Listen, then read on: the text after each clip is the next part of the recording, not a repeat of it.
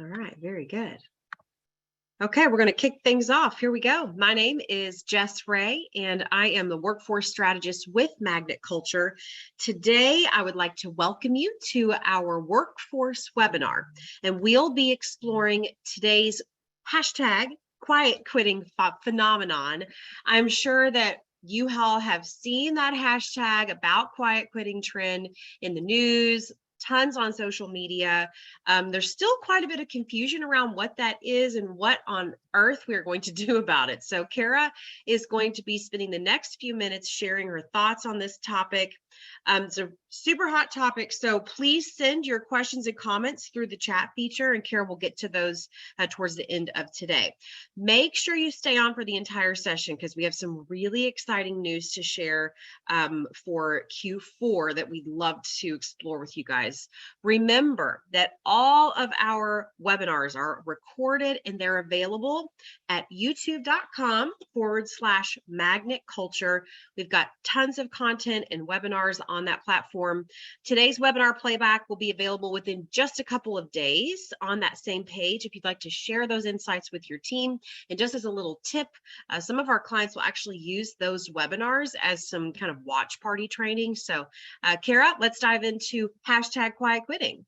Hey, hashtag quiet quitting. All right, we're going to have some fun with this today. You all know that this is the newest phenomenon that's hitting after the Great Resignation and hashtag the Great Reset, the Great Reshuffle, all these names that folks are trying to latch onto.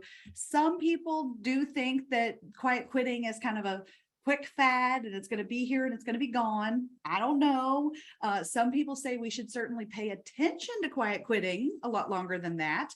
And so we will see. But yes, welcome to the session today. We are working on the chat for some reason. I don't know if y'all knew that Zoom was down earlier today, and luckily it's back up now for this session, but we're working on chat. So it looks like it's back up and running if you guys want to try it, but also you can put your Q&A today in the Q&A box if you want to get those questions into me. So welcome everybody. All right, so today we're going to talk about what is quiet quitting exactly, and also what it is not. Okay, there's some confusion around that. We're going to talk about what caused this news grabbing movement and how it took off.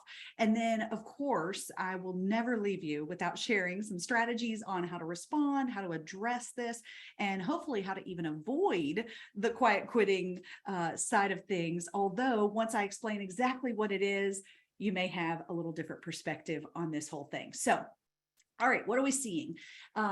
Here's what quiet quitting is not. Quiet quitting is not quitting, much to people's confusion. Quiet quitting is also not people not doing their job. There was some initial confusion around, oh, it's people doing the absolute bare minimum and not getting fired. And really, that's not what it has kind of blown up to be. What it really simply means today is enough is enough. I am not going to continue to go above and beyond anymore because I'm tired. I've given all I can to the company and I've sacrificed at home. Let's be honest. A lot of folks with that above and beyond mentality have sacrificed at home. And so now we're starting to see that pendulum kind of swing back, right? Now people, even vice presidents, all right? I talked to a vice president just a week or two ago, and the words quiet quitting never even came up. But when I said, how are things going? She said, Cara, I'm just tired. And I'm good. I'm fine where I'm at. Of course, I don't want to go any higher. I like my company, but I just have to tell you, I am not going to work my fingers to the bone anymore because I've just done that for too long. All right. So this is not just about young workers. It's not just about entry-level workers. It's not about unskilled workers. It's nothing like that. This is hitting across all different spectrums of our workforce demographics. Okay. So what it means is they're just not going to keep giving and giving and giving and giving. Another way that some people have defined it is it's kind of the opposite of the hustle culture. Go, go, go, go. And look at how my busyness is a badge of honor for me. Oh, I'm so busy. I'm so busy. Now a badge of honor for me is I'm not traveling for 10 gigs a month. I love traveling and training and working with our clients, but that's why I'm building out our training team and our speaking team so that we can serve more companies and more clients and more leaders. And yet I don't have to get on a plane for every single engagement. We can still meet the needs of those people, right? So it is the workforce saying, I'm not just going to go, go, go, go, go, go, go. I can't do that anymore. All right. So a lot of people are now saying, the way it's being described and explained on LinkedIn and articles and other places, is people are simply going to do the job they've been hired to do. Is that okay? Is that okay? I absolutely think that that's okay for a good chunk of our workers. Think about this. Most of our workers, we'd be pretty happy if they showed up, did their job, and took their paycheck and went home, right? That's totally fine. So a huge chunk of our workforce, it would be fine if they just did that. But the problem is we have just pushed and pushed and pushed people to do more than what's on their job description, to do more than 40 hours a week or more than whatever their shift was supposed to cover. We kept pushing and pushing and pushing. And so if we think about it, step back for a moment, we think about it differently. It would be totally fine if most of our employees had that kind of employer-employee relationship. In fact, we had that type of employer-employee relationship where you show up, do your job during your shift, and you go home. We had that relationship for centuries with workers, didn't we? It was happening for a long, long time. But now this is more about, I think we're constantly trying to come up with a new way to say work-life balance because work-life balance means different things to different people. And work-life balance may be, the morning flexibility for some people who have children to get to school, or maybe they like to work out in the morning, or they want their coffee before they can function. That may be more work-life balance to people. Other people may want to leave right at 5 or 4 or 6 or whatever time their shift ends. And others would say, oh, they're a clock watcher. When really they just want to get home to get their kids, get them fed, get homework, baths, get to bed, and then maybe they come back and work some more time, right? There's all different things, but the problem is work-life balance means different things to different people. And so I'm definitely seeing this quiet quitting phenomenon as it's just another attempt at the workforce saying, we want more balance, we want our lives back, and we don't want that busyness. So to go back to that for just a moment, I think for the last 10 to 15 years, how busy people was that status symbol and that badge of honor of, oh man, you must be successful or you must be important because you're so busy all the time. Where now, like I said, I think some of the workforce or a good chunk of us now are saying, I value the free time. I value that flexibility, and I value not being busy, busy, busy all the time. So now freedom, flexibility, and even downtime is deemed a badge of honor and kind of a new status symbol for a lot of people. All right. So I also want to say that there have been a lot of conversations on my team and with our clients and partners and everybody else. And I do want to clarify that quiet quitting for most, it is not people not working. And it's not even people who are not giving it their all while they're at work. All right. That's really not what it is necessarily. It just is that above and beyond threshold that people are resetting, recalibrating back to what is expected from their job description. Okay. So I just want to kind of debunk that a little bit. It's not about people not working hard. Because you can absolutely work hard. You think that VP that I talked to, that she doesn't work hard when she's there and during her work hours? Heck yeah, she does. She is focused. She is productive. She is crazy busy during that time. But then she has said, I'm just not going to work so much nights and weekends anymore. Okay. So with that said, I want to give a little asterisk here because there's a big difference between okay workers saying, well, I'm going to do quiet quitting, and then they go down to even less than what's expected. That's not okay. We don't want anybody to do the bare minimum or to go less than the 40 hours or less than the job description requires.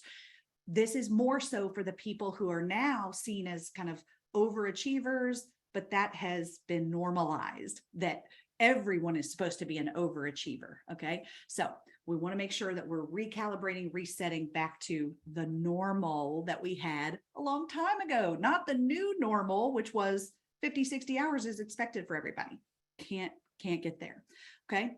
So, all right. What caused this whole sensation? I'm sure you guys already know this, but there was a 24-year-old on TikTok, 17-second video that he posted, and that went viral. And he started the hashtag quiet quitting, saying, I'm not going to do this anymore. He was initially going against the hustle culture. He said, this is crazy. You know, I'm not going to do this and just keep working and working and working. So I'm going to reset and come back to the middle ground. Okay. But here's the deal. Quiet quitting is not new. You all know this, right? This concept of I'm not going to go above and beyond. I'm going to go against the hustle culture. I don't agree with that. I don't think we should all work that many hours. So here's something to think about. And I'm going to pop up something on my screen here for y'all to see.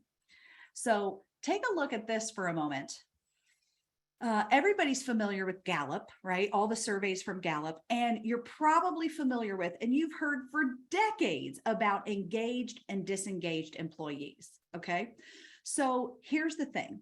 This shows, if you all can see this graph here, this shows from 2000 to all the way to 2022, the surveys they've already done this year. And you can see this green line on the top goes from anywhere from between 25, 26. It looks like it starts at 26% of people, and it goes at its highest up to, 36%. So 26 to 36% of people are fully engaged. Okay. That has been for the last 22 years that there have only been about 25 to 35% of people that have been actively engaged. So think about a rowboat. That is people rowing the boat. Okay. They're going in the direction the company wants us all to go in. They are rowing the boat. Now you look at this blue line underneath here, this one ranges at its lowest of 15 to, it looks like the highest is 20. So 15 to 20% of our workforce from 2000 all the way over to 2022, which is currently at 18%. For 22 years, we have sat between 15 and 20% of people who are actively disengaged. Okay. That means if we're rowing the boat this direction, my friends, that means those people, they are not only looking the other way, they are rowing the other direction. So they are purposefully, maybe, I don't know that it's sabotaging, but they are definitely not on the same page, and they are purposefully trying to not get us where we want to go. Okay. Now, for all my math wizards, what's left there in the middle? If we add 32% of actively engaged people and 18% of actively disengaged people, that, my friends, leaves 50% of people right in the middle. Gallup calls this group not engaged. Okay. Now they are not rowing in either direction. They are not rowing forward. They are not rowing backwards. They're sitting in the boat chilling. Okay. So those 50% of people, and this has been for 22 years, if not longer. This is the data right here from Gallup that shows for the last 22 years, we've had half of our people just chilling and following the current. Okay. So we rely on those folks going above and beyond, sure, of those, especially the 32% that are the overachievers, the high achievers, the high potentials that are pushing things forward. And chances are, think of it this way too, chances are those are the people who have risen to the top of the org chart. Those are the people who've become the managers and the directors and the leaders of those organizations. So it's really easy as one of those star players to turn around and say, oh, people need to be working harder. They need to be rowing faster. They need to be rowing in the direction I want them to row in. It's really easy for us to take that mentality, right? So let me take that down for just a minute here. All right. So we need to realize that this quiet quitting thing is not new, but it is going to now impact more of those high achievers. We've always had people who did the job, showed up, took the paycheck, and went home. And we were okay with that. Sure, we'd like more high achievers, but we have to function with those type of workers as well to fill all the positions. So now it's primarily the high achievers that are just saying, whoa, enough is enough. And I have to now pull back to some extent. Okay. So a reason that I believe this hashtag really took off. Okay. And this is not just a hypothesis. This is based on several conversations that I have had with executives as well, is that when we say disengaged employees, when the Gallup surveys come out every year and say so many people are not engaged or actively disengaged, all that language, what Gallup is doing is yelling at the company and saying, company, you need to engage your people more. You have people that are disengaged and unengaged, and you need to work to better engage them, right? So some companies said, oh, yes, let's do that. We will rise to the challenge and do that. And others said, what? That's not my responsibility, or I don't have time to deal with that, or whatever the excuse was, or the reasoning or whatnot. And they didn't address it. Quiet quitting, however, flips the exact same scenario of people not wanting to go above and beyond, right? And being disengaged. It flips the scenario, it flips the script over to say, well, that employee is quiet quitting. It's their fault. They're the ones that aren't pulling their weight, right? And so it's a quicker way. This is why I think the hashtag really took off, is it's a quicker way for the employers to blame the employees. Now, of course, the hashtag went viral more so because the employees went, yes, that's me. I don't want to work as hard anymore either. So you had that side of the employees going, yeah, me too. Yes, absolutely. Absolutely. And then you had the employers saying this quiet quitting thing is ridiculous and jumping on board to give their 2 cents about it being the employee's fault. Does that make sense? Big difference between saying that disengagement is the company's fault, which I wouldn't say there's any fault to be had, but that's how it's perceived, right? Disengaged means the company has to fix it. Quiet quitting means the employee has done something wrong or isn't behaving the way that we want them to behave. So they need to fix it.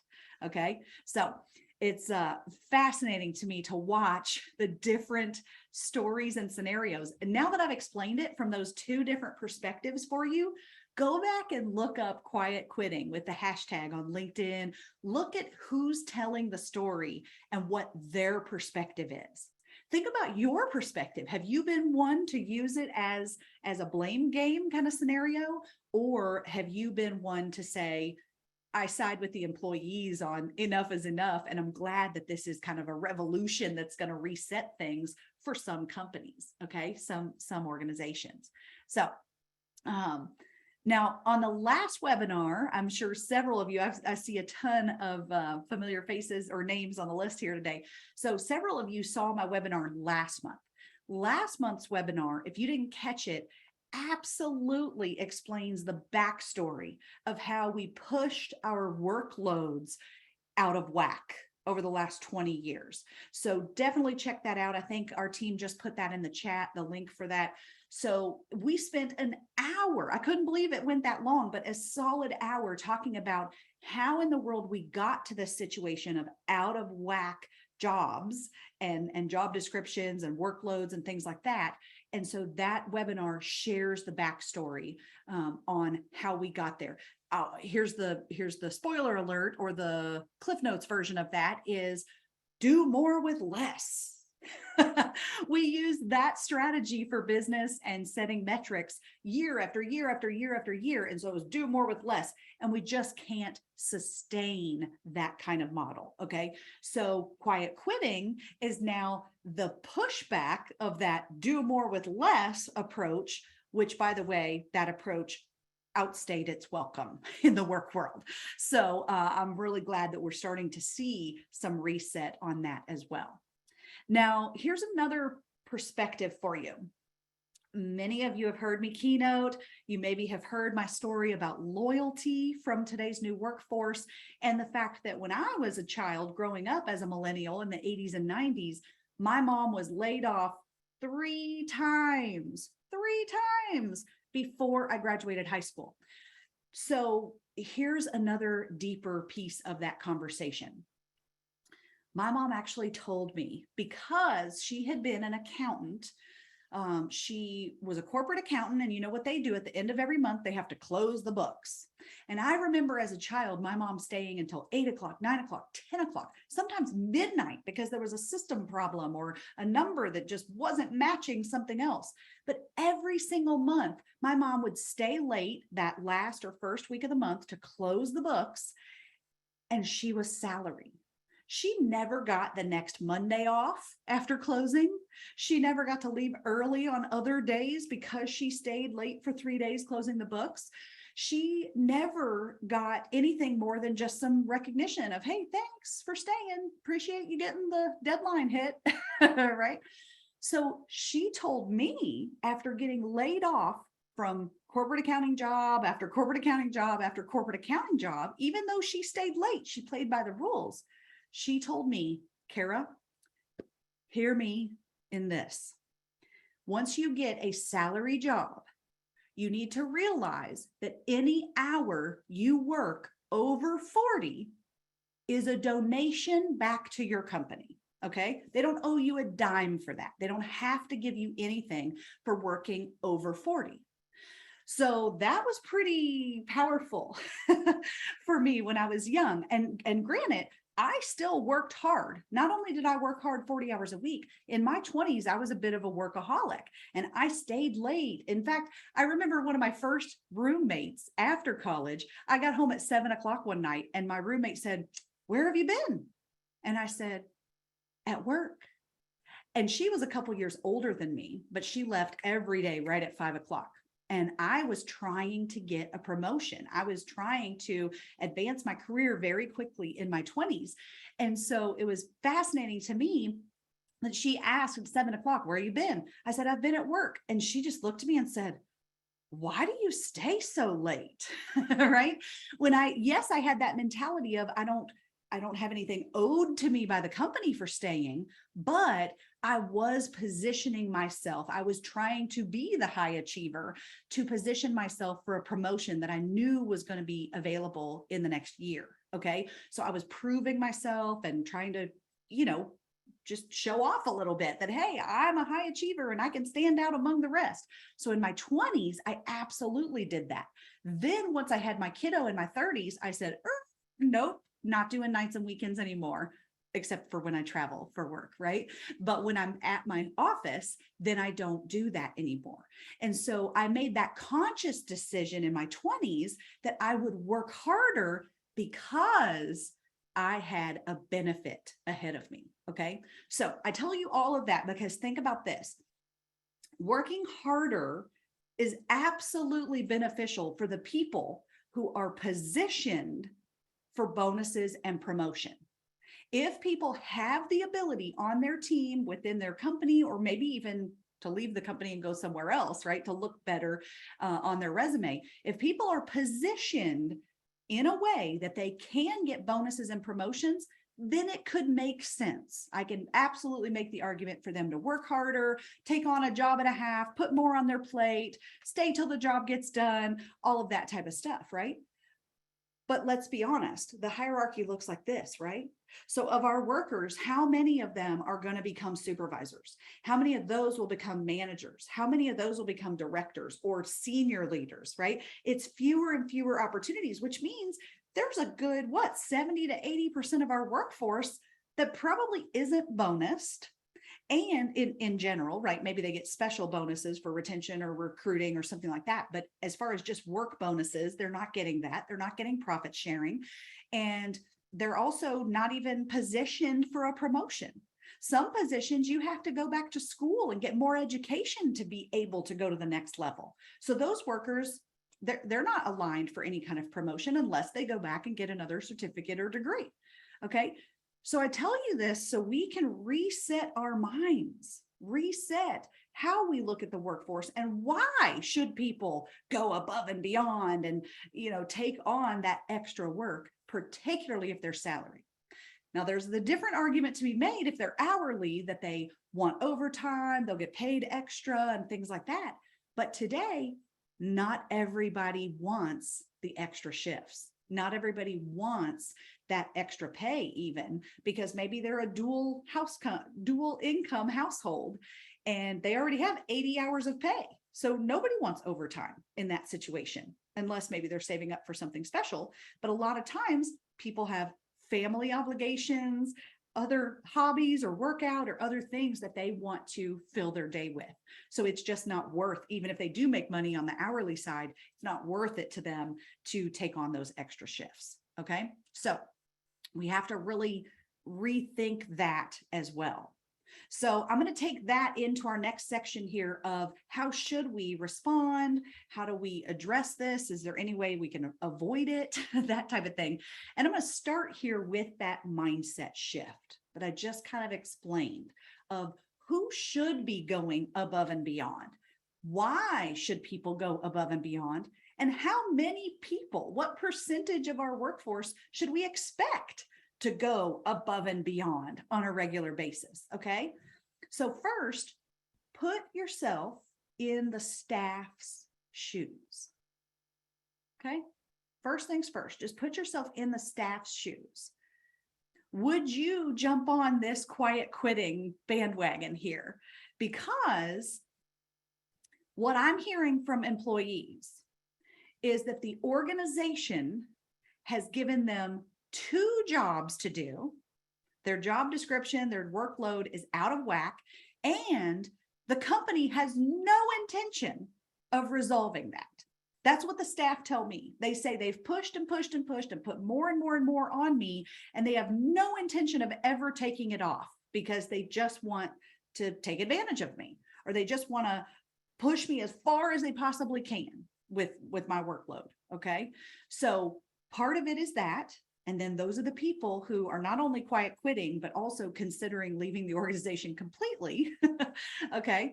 These folks tell me that they don't see a light at the end of the tunnel any longer because, again, the business model, unfortunately, has become reliant on staff making sacrifices, on staff pulling that extra shift, on staff staying late, on staff coming in the next day.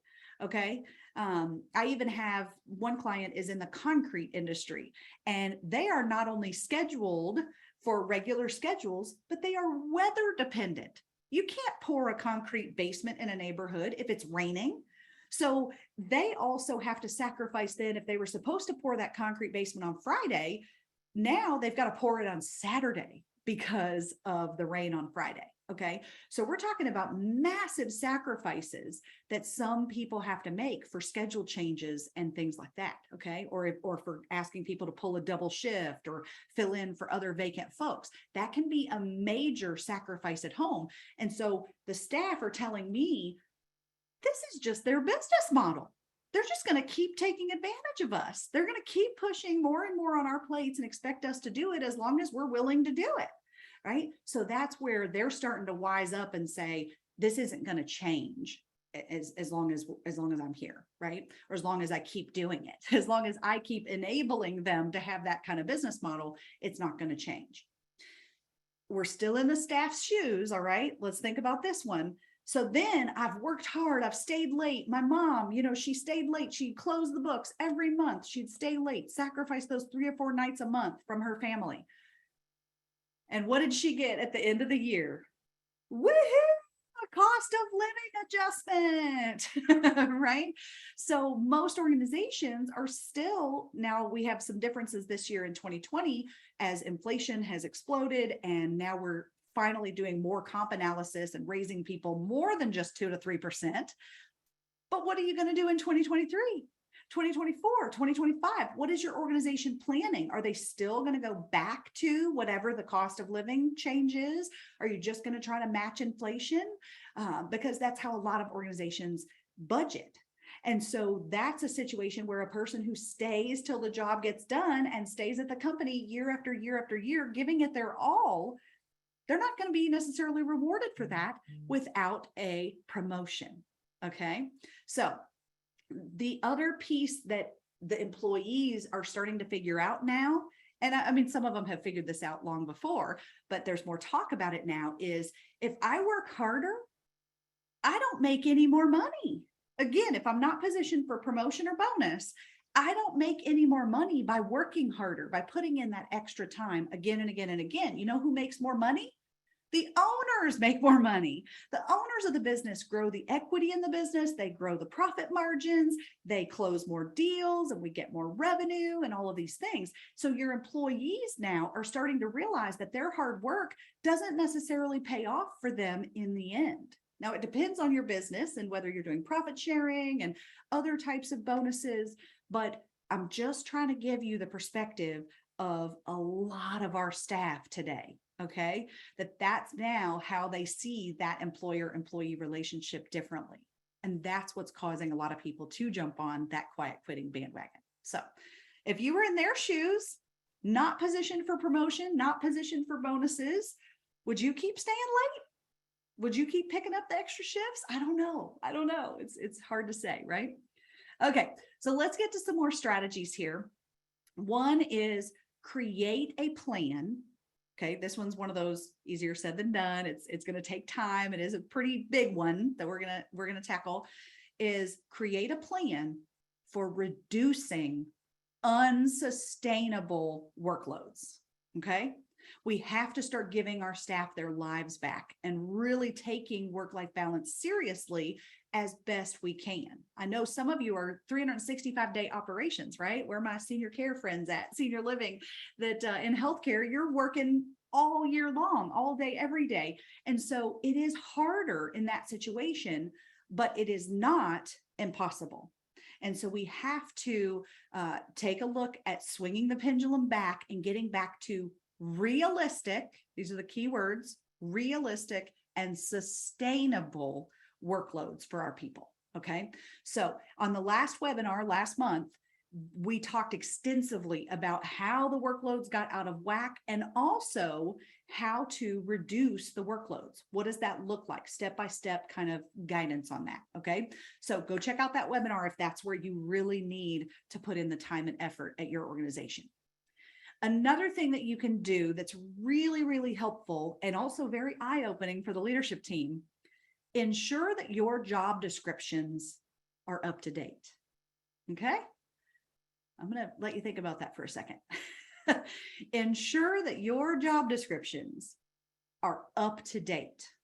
Do they have the realistic expectations in it of what a person's job load is going to look like and what their responsibilities are going to look like? Or have we continued to pile on and pile on? Now, I know I'm guilty of that. I have several staff that I continue to say, hey, could you lead this project? Hey, could you also do this every afternoon? Hey, could you check on this quarterly?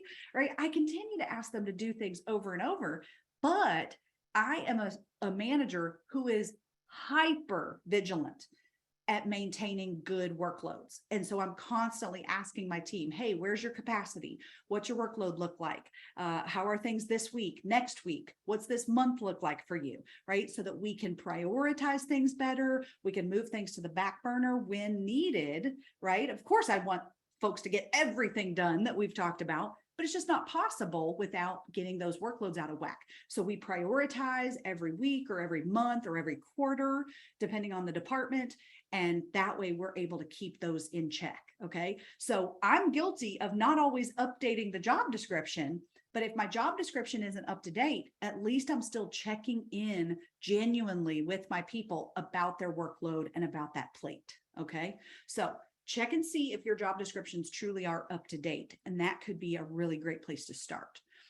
Also, you need to review and possibly adjust or recalibrate, my favorite word, your metrics and goals. Because a lot of the metrics and goals that I see for organizations are based on pushing people too far, and that's not sustainable. So now when people swing that pendulum back and say, nope, I am not going to keep working this hard, right? Or I'm not going to keep taking on those extra shifts or whatnot.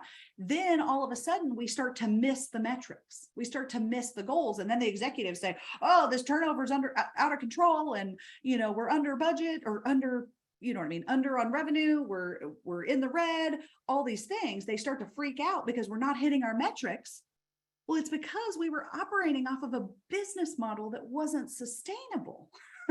And so now we also need to talk with our teams, discuss as leaders, and certainly at the senior leadership team, we have to say, are the goals and metrics going into 2023 sustainable and even achievable? Are they realistic metrics, or are we just honestly pushing our people away because we're pushing and pushing and pushing and pushing on them? Okay.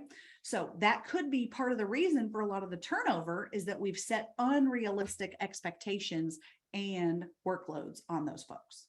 Okay.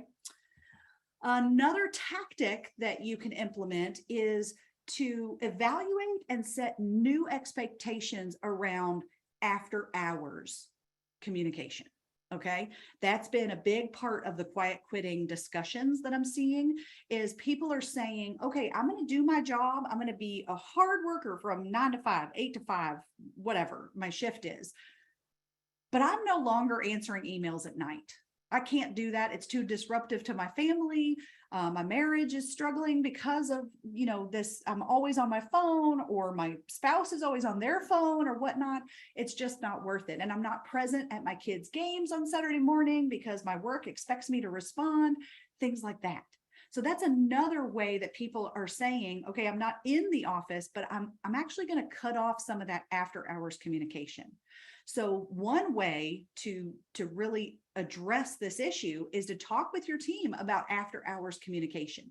Now, my team knows, because I'm explicit with them. First things first, I don't work a lot of nights and weekends, but when I do, let's say I'm traveling, okay, I'm traveling to keynote in Santa Fe, and I have the night at the hotel, and I choose to get caught up on some work and do some things. Well, my team knows if they get an email from me on a Wednesday night at 8 p.m., they do not need to respond. In fact, I don't want them to respond until their next working hours. In fact, I've tried to use, I know Google and Outlook and other systems have capabilities where you can actually set your email to go out the next morning. Because if people have notifications set up on their phone, what happens at 8 p.m. when I send an email? Oh my gosh, Cara sent me an email. I better read it and check it. Even though I've told them they don't have to, they're probably going to read it anyway. And then it's going to take up mental space for them. If it's a problem they have to solve or something else they have to do when they get to work tomorrow, they're going to think about that. So it's even better if I wait and send that email. I have it automatically scheduled to send the next morning, so that I'm not disrupting their evening and making them feel like they don't have that work-life balance they want. Okay. So you want to talk about after hours communication. And this is also different depending on whether you have hourly workers or salary workers. You may have to come at that a little bit differently. But here's another thing I'm hearing a lot about, and that is the people that are on call. Okay. So the people that are on call, they have told me, I feel like I'm on call all the time. I used to be the manager on duty 1 weekend a month or something like that, where, okay, I was on call just at certain times of the month or 1 day a week or something like that. And now they feel like they're just on call all the time. Well, here's an interesting example that happened in one of my classes. Is there was a department head, and he said, how do I get the people at night to quit calling me? They always call me to solve their problems. Can't they figure it out themselves? Why do they have to wake me up at 2 a.m? And I said, okay, well, is it only nighttime that you're getting calls? He goes, oh yeah, no, second shift never calls me. It's just third shift that calls me. And I said, okay, well, why doesn't second shift call you to solve their problems? He said, oh, well, second shift has a supervisor. Oh, you can imagine the look on his face when I just paused and I did what is it? The dog head tilt, like, right? When I say, do you want to go for a walk? My dog goes, eh. I just looked at him and then he said, oh, I need a third shift supervisor. He totally figured it out himself, but he could not figure out until we had that conversation why he kept getting bothered in the middle of the night while the other shifts could take care of themselves, right? Because he was typically first shift. He had a second shift supervisor. He had no third shift supervisor. So that's why he felt like he was on call every single night. And yet he had somehow kind of done that to himself a little bit, or the company had let him do that by not having the right structure in place to have a third shift supervisor. Okay. So we have to make sure we got the right resources in place to keep us from being on call all the time. And then there's another conversation, maybe for another day, about we also want to make sure that those who feel like they're on call all the time are not control freaks that have not empowered their team to make decisions without fear of retribution or getting in trouble for making the wrong decision and things like that. So again, that's a topic for another day. But there are lots of reasons why some people feel that burden of being on call all the time. And sometimes it's self-imposed and sometimes it's based on the company business model or structure. Okay. So, oh my goodness, we covered so much stuff today. So what is and is not quiet quitting? We talked about the cause of it and the phenomenon that took off on social. We talked about shifting our mindset around this issue, as well as ways to address, respond, and even avoid the quiet quitting of our own team. So as we wrap up, I would love for you to put your questions in the Q&A box. I've got time today to answer some of your questions, and we've already got a few that have come in here. And so I'm going to pass things back to Jess while I take a look at these questions, and she's going to tell you about our exciting new program that we are launching this fall. I can't believe it. So yay, go ahead, Jess. Awesome. I love it. All the information for hashtag quiet quitting. Now you guys can help school other folks out there on social, etc.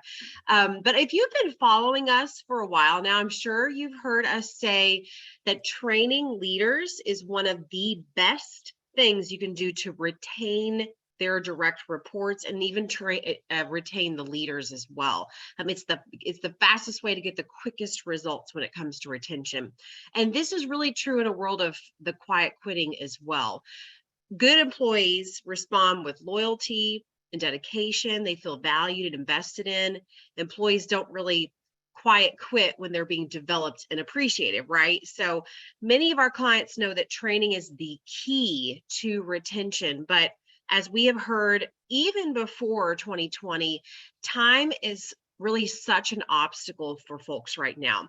So if I can get a hallelujah, amen, or a big yes in all caps if in the chat if you'd love to train your employees, but time seems to really be working against you. I've got a couple coming in right now.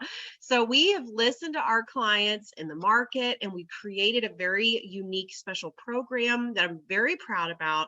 It trains leaders in a format that works with our busy schedules. So we've pieced together an engaging virtual training where participants, there's 4 components. So first, the participants will watch an on-demand 30-minute content video on that topic at their convenience, whenever they'd like. They can watch it once, twice, washing dishes, in the office, during lunch, etc. And then they come together on a 90-minute facilitated discussion that dives into working through actual issues, works on application and brainstorming together.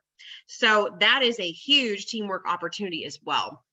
After that call, participants in the program have a very specific, tangible tasks and goals that they will complete on their own time within the next 4 weeks.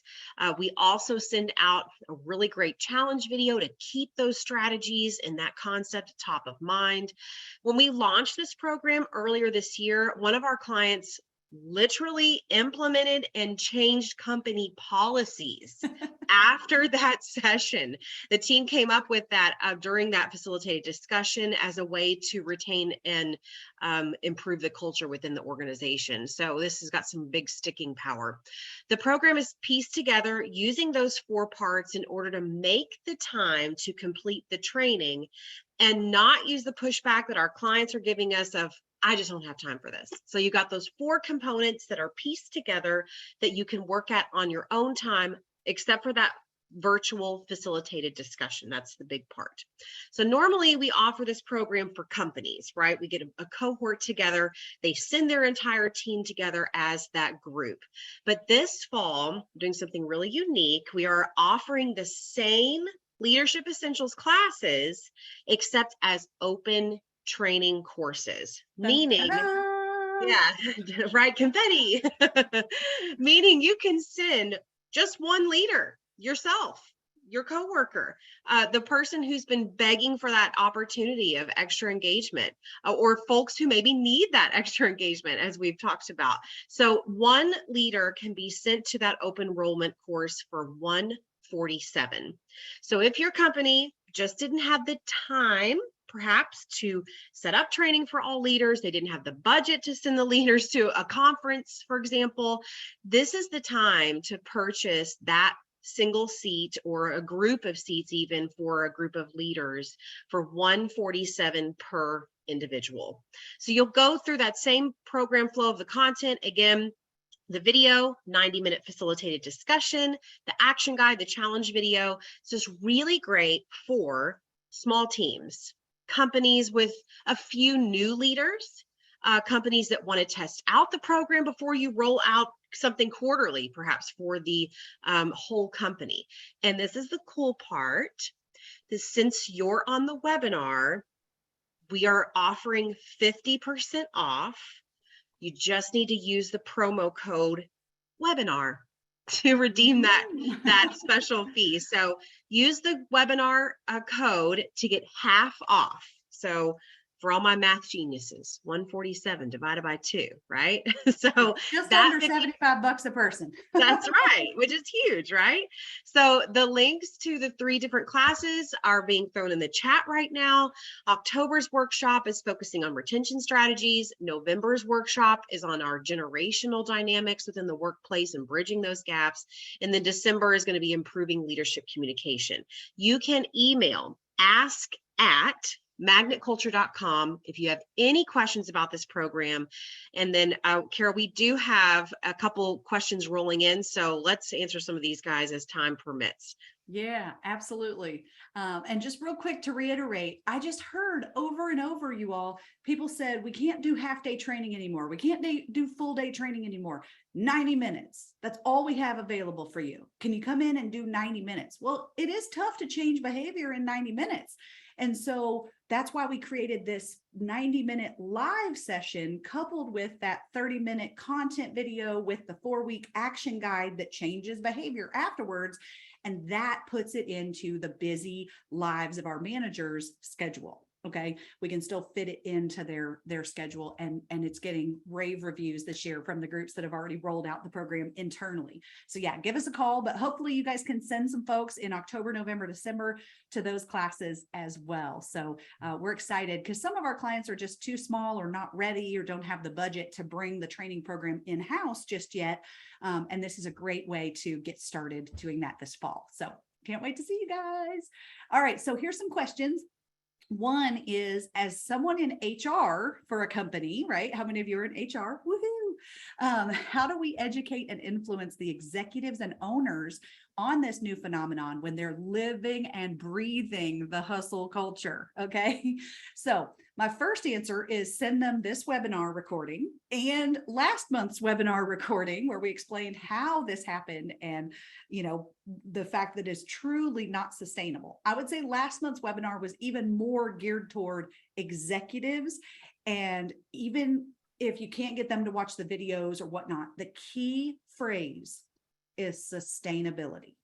Sustainability. Okay, we're not talking about recycling kind of sustainability. We're talking about sustainability of the organization. Will your organization be here in 5 years if you do not change this? If you continue to work, hustle, hustle, hustle, hustle, and expect, and push, if you continue to do that, as the workforce continues to evolve and shift their expectations and demands, will your company be able to operate moving forward? So that to me is the conversation we have to have. And if you're in HR, some of you already do this very well. Some HR friends of mine do not, or they're not comfortable with it, but you have to speak the numbers, the cost of turnover, the operational language about either deficiencies or mistakes or errors or missing client deadlines, right? Whether it's services you provide or goods that you provide or care that you provide.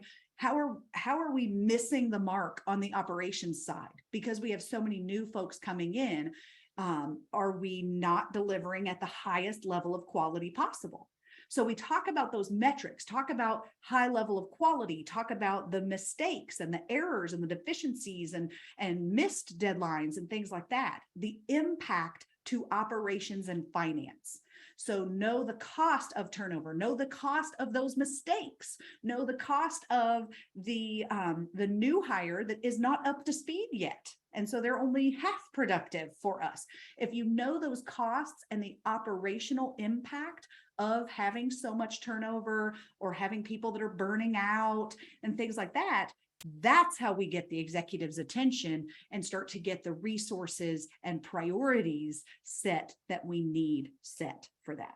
Okay, so hopefully that answered your question and helped you with that, gave you some ammo for those conversations. But definitely, you all, that's why we we record these webinars, is so that you can share it out with your team. Maybe even have a lunch watch party and say, y'all, we have to talk about this. This is not easy to hear, but we need to talk about this. So let's listen and then have a candid conversation about our sustainability moving forward. Okay, so that's a great way to address it as well. Another question came in. Oh, so somebody asked about quiet firing, which has also been a hashtag. It's actually not at all related to quiet quitting directly, but it is another phenomenon people are talking about. And quiet firing is more so when an organization wants someone to leave, and so they make the job not pleasant for them. So let's say this happened to me. This is another thing. It's been around forever. This happened to me in college. I worked at a mall, at a retail shop during college in the summertime. I had told the manager I needed 28 hours a week to pay my bills and things like that. So I needed at least 28 hours a week. They said that's fine when they hired me. Then a few months in, they got a new manager. The new manager did not care for me. So he put me on his first schedule at 10 hours a week. And I went to him and I said, whoa, hey, I need 28 plus to stay working here. And he said, well, sorry, I only have 10. I said, okay, well, next week, if you could get me back to 28, that'd be really great. The next schedule comes out, 10 hours. So he didn't want to fire me. He wanted me to quit. So what he did is he made the situation unpleasant for me and he kept cutting my hours. So we see this happen all the time. It is a way for employers to avoid difficult conversations. It is a way for them to avoid potential wrongful hiring disputes because they get the person to quit. So sometimes people are doing the quiet firing by either overloading a person or underloading, in my case, where they didn't give me enough hours to work. Sometimes they purposefully give folks work they don't want to do. And that is a way to push them away, or they'll purposefully put them on a team with somebody they don't like, or supervisor that they don't get along with, or something like that. So yeah, that quiet firing is a thing as well, if you hear that, but it's very different than the quiet quitting side of things. And it's more of a way to get people to quit without having to fire them. I'm not a big fan of that. I don't think it's the right thing to do in most cases, but it certainly happens every day and has been happening in a lot of cases for years. So all right. Well, I think we are going to wrap it up right there. So thank you all so much for your time and attention today. I know you're busy. So I hope that this webinar has been helpful in understanding this quiet quitting phenomenon and giving you yet again some more retention strategies for creating a better place to work, creating better leaders on your team, and for keeping the talent you cannot afford to lose. So follow us on YouTube at youtube.com/magnetculture to make sure that you get the recordings as soon as they pop up of all of these free webinars and other programs from the stage. So have a wonderful day, everybody. Thank you so much for everything you do. We'll see you later.